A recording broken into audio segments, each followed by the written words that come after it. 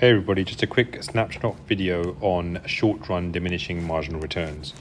So with diminishing marginal returns, it's really important that you understand the constituent theory behind it. And it's something that is quite important in year 1 A-level courses, but also can be extended to year 2 courses as well, especially when speaking through topic areas which involve production and costs increasing due to having fixed factors which restrain a business's growth. So one way to explain this is by essentially drawing another diagram. And what we have is a diagram that shows total product, now an average and marginal product, sorry. And the way you draw that is it's slightly different. You have output on the y-axis, which is unusual because in most economics diagram output's on the x-axis, but it's on the y in this case because it's a product diagram. And then you have something called quantity of labor. Okay, quantity of labor. Now, what diminishing marginal returns actually is that you have a constraint. Okay. And for a firm, that constraint is their fixed factor. And the fixed factor mostly is land. Okay, it can be capital as well, but land is the most common one. And because of this fixed factor, when it comes to expansion or growth, it becomes difficult. Because if we continue to increase output and produce more, we need to employ more labor. But what we're saying is that there's a fixed factor of land, like a factory, which is constraining us from increasing the size of the business through increasing output. Now, we have to make an assumption that labor in this case, therefore, is our variable factor. It can change. Labor can increase. Now, why would labor want to increase? Well, like I've just said, if a firm's looking to grow, we know that output is a derived demand for labor.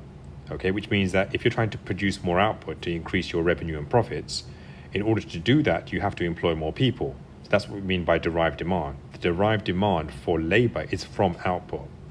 Now, in terms of total marginal and average product, the one that I want to focus on is marginal product. And your marginal product diagram essentially is like the marginal cost diagram, but the other way around. So we're looking at increasing and then decreasing marginal product.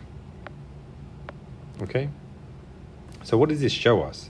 Well, this marginal product diagram, literally, as you can see, is showing us that at low levels of output, so we put 0 here, at low levels of output, okay, at low levels of labor, so when you have, for example, if we just take this first point here and bring it down to equilibrium, okay, at 1 unit of labor, if you employ one person, they may produce, for example, 20 units of output.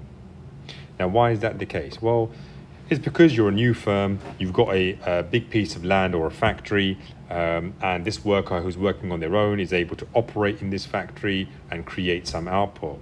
Now, when you introduce a second worker, okay, well, the second worker, it looks like is able to produce marginally more than the first worker. So that may be, let's say, 30 units. So the second worker has produced marginally. The marginal product is higher. So this means that the second worker, through maybe a little bit of division of labor or maybe through understanding how the first worker works and a little bit of training, has made more. The third worker, again, okay, just the third worker now, has produced marginally even more. Let's say 40. And it gets to a peak right there. Yeah, so this is why you get initially increasing product, marginal product. It's because workers who are initially, working in a factory where it was empty are now starting to utilize the capacity much more efficiently as they keep increasing the workers. So from the second, the third, the fourth, the fifth, and that's why your total product is increasing, because the workers are experiencing teamwork. There may be some division of labor and specialization that's occurring, and so marginally, as you add each new worker, more is being produced. However, at a certain point in time, your fixed factor starts to become an issue, because the more workers you add to this limited amount of space, you start to get something called diminishing marginal returns. That's because your fixed factor, DMR, that's because your fixed factor is now causing an issue. As you are adding more variable more variable units like labor to the fixed factor, which is land, there starts to become things like overcrowding. Okay, overcrowding. All right, a lack of productivity, and that could be because workers are choosing to not work as effectively or taking extending breaks, a lack of communication issues. Okay, as the workforce grows, and therefore you get diminishing marginal returns. So this was a simple diagram to show how diminishing marginal returns works, and it's kind of split into two sections, which is the section before the peak and the section after the peak. And just to summarize, the section before the peak, you get increasing marginal product, and that's because of division of labor, specialization, the correct utilization of resources. And then you get to the peak, which shows the maximum marginal product. And then you start to get a decrease in marginal product due to your fixed factor being a constraint to your variable factor, and for the reasons that I've highlighted there also.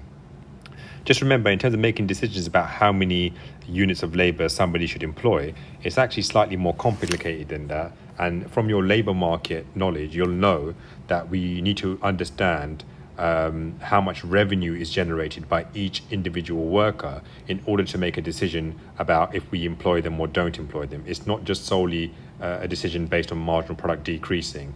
That's not enough information for you to decide whether workers should continue to work or you should fire them. Okay, so I hope that helped summarize DMR in the short run in a simple way.